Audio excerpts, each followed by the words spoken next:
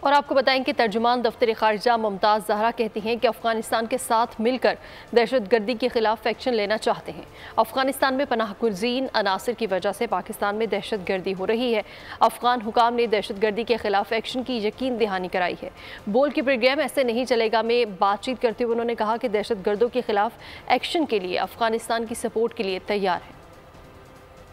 پاکستان نے ہمیشہ یہی کہا ہے کہ ہم افغانستان کے ساتھ مل کر اس ناسور کے خلاف ایکشن لینا چاہتے ہیں، اور افغانستان اور پاکستان مل کر جب ٹیررزم کا خاتمہ کریں گے تو ہم لوگ پھر اپنی اکنامک ڈیولپمنٹ اور ٹریڈ پر فوکس کر سکیں گے۔ ٹیررزم کے خلاف ایکشن ہونا چاہیے۔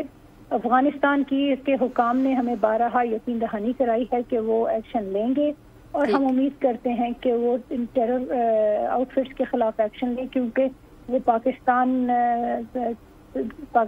میں ٹیررزم ان عناصر کی وجہ سے ہو رہا ہے جو افغانستان میں پناہ گزین ہے۔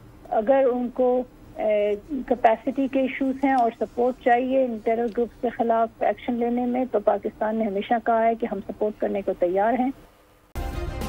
سبسکرائب کریں اور بیل دبائیں تاکہ کوئی خبر رہ نہ جائے۔